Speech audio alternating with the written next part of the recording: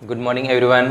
Universal biology में आप सभी का स्वागत है। हम लोग पढ़ रहे हैं क्लास 12 का बायोलॉजी का चैप्टर नंबर 4 रिप्रोडक्टिव हेल्थ। पिछली क्लास में हम लोग टेस्ट ट्यूब बेबी के बारे में पढ़े थे और आज हम लोग सरोगेसी और सरोगेट मदर के बारे में समझेंगे। तो हम लोग समझते हैं कि ये सरोगेसी और सरोगेट मदर होता क्या है। कोई दंपति है यानी कि पति पत्नी है, वो अपना बच्चा चाहते हैं लेकिन कि कुछ गड़बड़ी के वजह से उसे बच्चा होता नहीं है। हो सकता है कि बार बार अबॉर्शन हो जा रहा हो, या फिर हो सकता है कि बार बार आईवीएफ टेक्निक फेल हो जा रहा हो, यानी कि हर तरह का प्रयास किया गया और उसे संतान नहीं हो रहा है, लेकिन उसे अपना बच्चा चाहिए। तो सरोगेसी मेथड का यूज करके उसे संतान प्राप्त हो सकता है।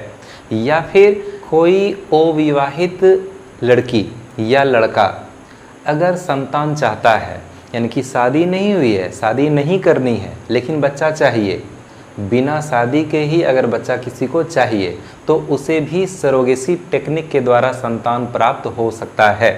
तो हम लोग समझते हैं कि ये सरोगेसी और सरोगेट मदर होता क्या है। जैसे कि एक है मेल और एक है फीमेल, ये दोनों पति पत्नी है, वाइफ हस्बैंड है और इसे बच्चा खुद का हो नहीं रहा है। अब इसे बच्चा चाहिए, तो फिर डॉक्टर ने क्या किया, डॉक्टर ने इस मेल से स्पर्म लिया, ठीक है, क्या लिया, स्पर्म लिया।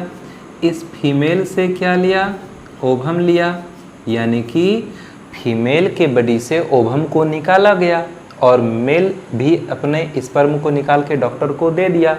तो डॉक्टर ने क्या किया, मेल के स्पर्म और फीमेल के ओवम के बीच फर्टिलाइजेशन कराया, इन दोनों के बीच में फर्टिलाइजेशन कराया।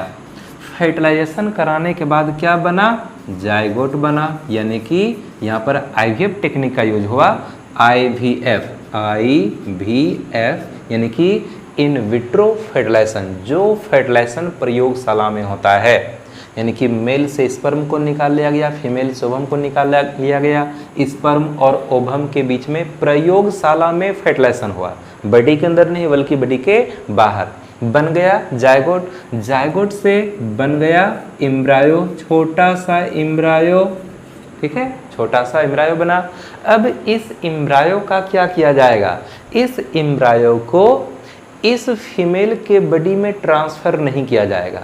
तो फिर क्या करते हैं, तो कोई अदर फीमेल होती है, कोई अदर फीमेल होती है, कोई अलग फीमेल, यानी कि ये तो एक मेल फीमेल है, इसको खुद का बच्चा चाहिए, लेकिन कि अब ये जो एम्ब्रायो है ये पलेगा किसके यूट्रस में, तो इस फीमेल के यूट्रस में नहीं, बल्कि कोई अलग फीमेल है जो कि इस दोनों के बच्चे को पालने के लिए, अपने यूट्रस के अंदर पालने के लिए तैयार हो गई है।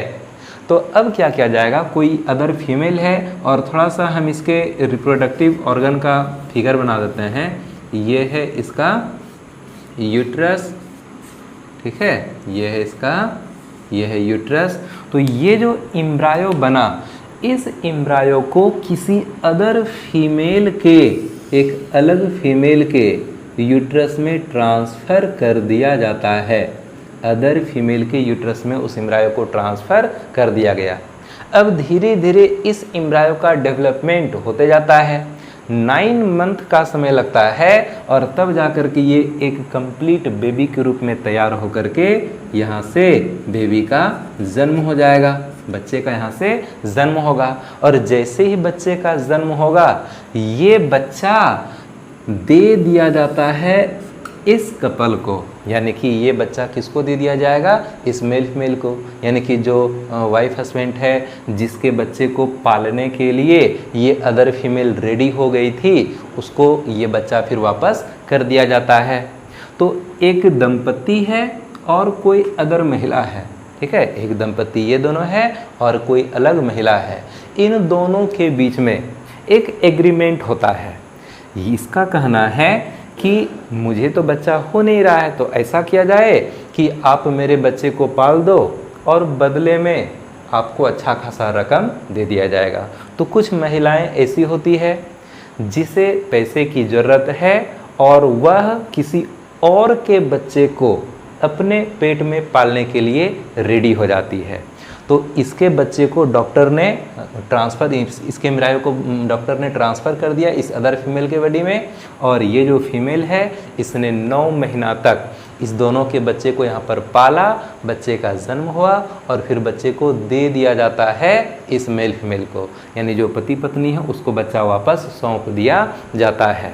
तो इन दोनों के बीच में जो एक एग्रीमेंट जो हुआ, उस एग्रीमेंट को ही हम बोलते हैं सरोगेसी, यानी कि एक दंपति और एक अलग महिला के बीच में जो एग्रीमेंट होता है उस एग्रीमेंट को हम बोलते हैं सरोगेसी।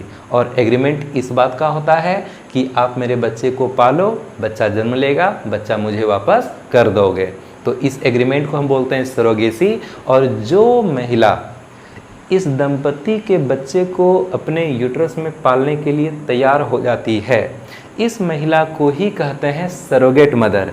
इस महिला को ही बोला जाता है सरोगेट मदर। तो ये जो महिला है, हम इसी महिला को क्या बोलते हैं? सरोगेट मदर बोलते हैं। ठीक है, अब देखते हैं कि यहाँ पर लिखा हुआ क्या है, ध्यान से समझना है। सरोगेसी एंड सरोगेट मदर के बारे में क्या लिखा है? सरोगेसी एक महिला और एक दंपति के बीच का एक एग्रीमेंट होता है जो अपना खुद का बच्चा चाहता है। यानी कि एक महिला और एक दंपति के बीच का एक एग्रीमेंट है जो कि वो जो फैमिली वाला है, यानी कि जो दंपति है वो अपना खुद का बच्चा चाहता है। सरोगेसी का मतलब है कि बच्चे के जन्म तक एक महिला की किराए की कोख लेना, इसे तो किराए की कोख लेना ही ना बोला जाएगा। अब इसे खुद का बच्चा चाहिए, अब इसके पेट में बच्चा बन नहीं रहा है, तो फिर एक उसको हम क्या बोलते हैं? किराए की कोख लेना। 9 मंथ के लिए इसके कोख को एक जो रकम दे करके एक तरह से हम बोलते हैं कि किराए पर उसके कोख को खरीद लिया गया। जब तक बच्चे का जन्म नहीं होता तब तक बच्चे उसके कोख को खरीद लिया गया, और फिर जैसे बच्चा होगा और बच्चा को फिर वापस ये लोग ले लेगा। इसलिए बोलते हैं कि जन्म तक जो है एक महिला की किराए की कोख लेना। अब आगे क्या है? जो महिला किसी और दंपति के बच्चे को अपनी कोख से जन्म देने के लिए तैयार हो जाती है, उसे ही सरोगेट मदर के नाम से जाना जाता है। जो महिला किसी अन्य दंपति के बच्चे को अपने कोख से जन्म देने के लिए तैयार हो जाती है, हम इसी महिला को बोलते हैं सरोगेट मदर। अब यहाँ पर लिखा हुआ है सरोगेसी तकनीक उन लोगों के लिए बनाई गई है जिन लोगों को खुद का बच्चा पैदा करने में कठिनाई होती है, या फिर बार बार गर्भपात यानी अबॉर्शन हो जाता है, या फिर बार बार IVF तकनीक फेल हो जाती है। ठीक है, अब यहाँ पर है टाइप्स ऑफ सरोगेसी। सरोगेसी 2 प्रकार का होता है, एक है ट्रेडिशनल सरोगेसी और दूसरा है गेस्टेशनल सरोगेसी। ट्रेडिशनल सरोगेसी में देखो क्या लिखा हुआ है, इसमें पिता के स्पर्म को किसी अन्य महिला के ओवम के साथ फर्टिलाइजेशन कराया जाता है और इसमें बच्चे का जेनेटिक संबंध सिर्फ पिता से होता है।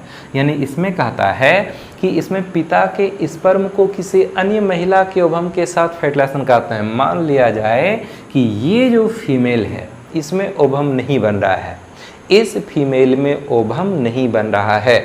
अब पिता में स्पर्म बन रहा है, मदर में ओवम नहीं बन रहा है, तो फिर ओवम तो किसी और से लेना पड़ेगा ना, या तो सरोगेट मदर से ही ओवम को लिया जाए या फिर किसी अदर फीमेल से ओवम को लिया जाए।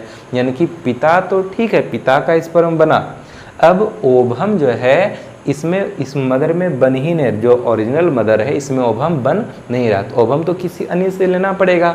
हो सकता है कि सरोगेट मदर के ही ओवम का यूज कर लिया जाए, या फिर हो सकता है कि किसी भी अदर फीमेल के ओवम को यूज कर लिया जाए, और फिर जो एम्ब्रायो बनेगा उसे ट्रांसफ़र कर दिया जाएगा इस सरोगेट मदर के यूट्रस में, फिर बच्चे का जन्म होगा और फिर ये बच्चा फिर उसको मिल जाएगा।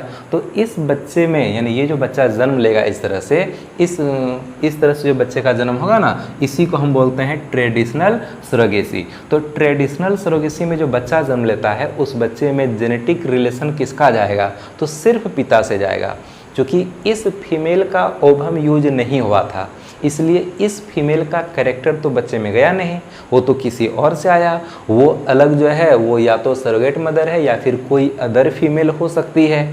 अब कोई अदर है तो उसका तो कोई अधिकार रहेगा नहीं बच्चा पर। इसलिए हम बोलते हैं कि इस तरह से जो बच्चे का जन्म होता है उसका जो जेनेटिक कैरेक्टर है वह किस पर जाता है, वो मेल यानी कि फादर के ऊपर जाता है। तो फादर का ही रिलेशन रहता है, जेनेटिक रिलेशन फादर से होता है। फिर दूसरा है गेस्टेशनल सरोगेसी। गेस्टेशनल सरोगेसी में लिखा हुआ है इसमें माता पिता के ओवम तथा स्पर्म को IVF तकनीक से फर्टिलाइजेशन कराकर इम्ब्रायो को सरोगेट मदर के यूट्रस में स्थानांतरित किया जाता है और इस विधि में बच्चे का जेनेटिक संबंध माता पिता दोनों से होता है। यानी कि गेस्टेशनल सरोगेसी में क्या होता है कि पिता और माता इस दोनों के स्पर्म ओवम को लिया जाएगा, फर्टिलाइजेशन कराया जाएगा, बनने वाले इम्ब्रायो को उस सरोगेट मदर के बॉडी में ट्रांसफ़र कर दिया जाएगा और फिर जब बच्चा जन्म लेगा तो उस बच्चे का जो जेनेटिक संबंध है, यहाँ पर जेनेटिक संबंध फादर और मदर दोनों से रहेगा, क्योंकि फादर के स्पर्म का यूज हुआ है और मदर के ओवम का यूज हुआ है। तो स्पर्म ओवम इस मदर फादर का ही था और इस वजह से जो बच्चे में जेनेटिक कैरेक्टर जाएगा इस फादर और इस मदर दोनों का जाएगा। ठीक है, तो हम समझ गए कि ट्रेडिशनल सरोगेसी में क्या होगा कि फादर के स्पर्म का यूज होगा लेकिन मदर के ओवम का यूज नहीं होगा, किसी अलग फीमेल के ओवम का यूज किया जाता है। और गेस्टेशनल सरोगेसी में क्या होता है कि मदर और फादर दोनों के ही स्पर्म ओवम का यूज किया जाता है। अब सरोगेसी से कभी कभी कुछ परेशानी उत्पन्न हो जाता है। किस तरह का परेशानी उत्पन्न होता है, जैसे कि ये जो सरोगेट मदर है ये इस तरह का काम क्यों करती है, ये किसी और के बच्चे को अपने यूट्रस में पालने के लिए रेडी क्यों होती है, ताकि इसे कुछ पैसा मिल जाए और उस पैसे से ये अपना कुछ ना कुछ काम धाम कर सके। इसके जीवन में जो पैसे की कमी थी उसका वो पूर्ति होगा और उससे वो अपना कुछ भी काम धंधा सब कर सकती है इसके लिए।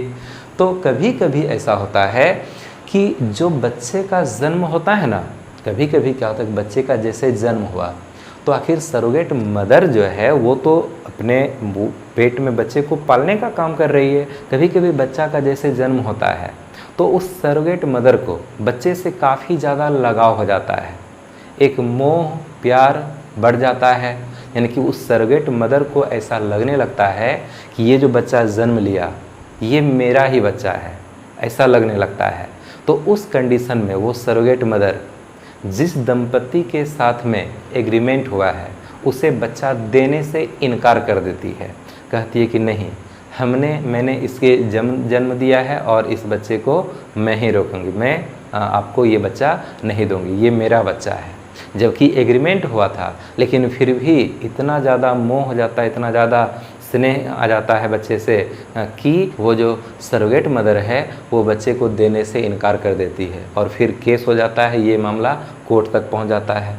दूसरी परेशानी ये हो जाती है कि कभी कभी जो जन्म लेने वाला बच्चा होता है वह या तो विकलांग होता है या किसी आनुवंशिक रोग से ग्रसित होता है। यानी कि कभी कभी जन्म लेने वाला जो बच्चा होता है वह या तो किसी बीमारी से ग्रसित होता है या फिर विकलांग बच्चे का जन्म हो जाता है जो कि माँ बाप के लिए एक बोझ टाइप का हो सकता है।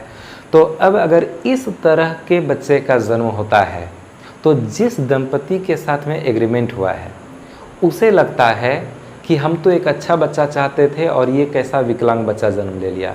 तो फिर वो जो दंपति है वह उस बच्चे को लेने से मना करने लगता है, बोलता है कि नहीं, ये बच्चा मुझे नहीं चाहिए, हमको तो बस अच्छा बच्चा चाहिए था और ये बच्चा आप ही रखो, मुझे ये बच्चा नहीं चाहिए। लेकिन वो सरोगेट मदर क्या करती है, वो बच्चा देना चाहती है, इस तरह के बच्चे को निश्चित रूप से वो दंपति को देना चाहती है। तो फिर इस कंडीशन में केस हो जाता है और फिर ये मामला कोर्ट तक पहुंचता है।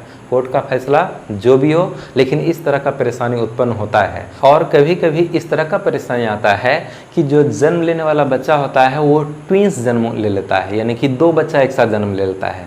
बच्चा चाहिए था एक, बच्चा जन्म देना था एक, लेकिन की हो जाता है दो बच्चा। तो जब जुड़वा बच्चे का जन्म हो जाता है तो अब ये सरोगेट मदर कहती है कि हम तो एक बच्चा को पालने के लिए इतना कीमत ले रहे थे, लेकिन आपका बच्चा तो हो गया 2, तो अब तो हमको डबल पैसा चाहिए। यानी कि ये सरोगेट मदर जो है ना, अगर ये कोई अदर फैमिली से कोई अलग मतलब इसका यानी कि जो दंपति है इसके रिलेशन का कि ये नहीं है, कोई अलग ही है जो सिर्फ पैसे के लिए ये सरोगेट मदर बनने के लिए ये तैयार हुई है। तो इसका कहना ये रहता है कि हम आपके बच्चे को अपने पेट में पालते हैं, बच्चा जन्म लेगा आपको दे देंगे, लेकिन कितना बच्चा? एक बच्चा। और ऐसा होता है कि 2 बच्चे का जन्म हो गया, जुड़वा बच्चे का जन्म हो गया, तो अब ये कहती है कि हम तो एक बच्चे के लिए इतना पैसा का डिमांड किए थे, लेकिन अब तो आपका 2 बच्चा हो गया, तो 2 बच्चा हो गया तो मुझे भी ज़्यादा पैसा मिलना चाहिए, और ये जो दंपति है ये ज़्यादा पैसा देना नहीं चाहता है। तो फिर इस कंडीशन में भी अच्छा खासा विवाद हो जाता है। तो ये सभी परेशानी उत्पन्न होता है, और इससे बचने के लिए सरकार ने अब कुछ कानून बनाया है। कानून ये बनाया गया है कि जिस दंपति को बच्चा चाहिए उसे अपने फैमिली से ही किसी महिला को सरोगेट मदर के लिए चुनना पड़ेगा। यानी कि अब ऐसा कानून बन गया है कि यदि आप सरोगेसी मेथड का यूज़ करके आप बच्चा चाहते हैं तो आपको अपने ही फैमिली से किसी महिला को सरोगेट मदर के लिए चुनना पड़ेगा। दूसरे को अगर चुना जाता है तो उसमें काफ़ी ज़्यादा विवाद हो जाता है, और अपने फैमिली से ही चुना जाता है तो फिर अपने फैमिली में ज़्यादा विवाद होता नहीं है। इसलिए अब ऐसा कानून बन गया है कि आप अपने ही फैमिली से सरोगेट मदर के लिए किसी महिला को चुन सकते हैं, नहीं तो फिर आप इस टेक्निक का यूज अब नहीं कर सकते हैं। तो नीचे देखते हैं कि क्या लिखा हुआ है। सरोगेसी से परेशानी, कभी कभी सरोगेट मदर को बच्चे से काफ़ी अधिक लगाव हो जाता है, जिसके कारण दंपति को बच्चा देने से वो मना कर देती है। ठीक है, कभी कभी सरोगेसी के दौरान विकलांग या आनुवंशिक रोग से ग्रसित बच्चे का जन्म हो जाता है, जिसके कारण दंपति सरोगेट मदर से बच्चा नहीं लेना चाहता है। और अब ऐसा कानून बना है कि दंपति अपने फैमिली से ही किसी महिला को सरोगेट मदर के लिए चुन सकता है। तो ये समझ में आया। यहाँ हमारा ये रिप्रोडक्टिव हेल्थ चैप्टर हो जाता है कंप्लीट। एक लेक्चर जो तैयार होगा वो इस चैप्टर का ऑब्जेक्टिव क्वेश्चन का होगा, और ऑब्जेक्टिव क्वेश्चन का एक ही लेक्चर तैयार करेंगे, चाहे जितना भी ऑब्जेक्टिव हो जाए, बस एक लेक्चर रहेगा ऑब्जेक्टिव का, और उसके बाद हम लोग जेनेटिक्स स्टार्ट कर देंगे। ठीक है, तो उम्मीद है कि रिप्रोडक्टिव हेल्थ बढ़िया से समझ में आया होगा। और अभी इस पर जो है हम हटेंगे यहाँ से, और स्क्रीन का जो है एक स्क्रीनशॉट खींच लेना है, बोर्ड पे जो भी लिखा है इसका स्क्रीनशॉट खींच लेना है, फिर कॉपी तैयार करना है। और हम लोग जल्द ही मिलने वाले हैं ऑब्जेक्टिव क्वेश्चन के साथ। तब तक मन लगा करके पढ़ते रहिए। All the best.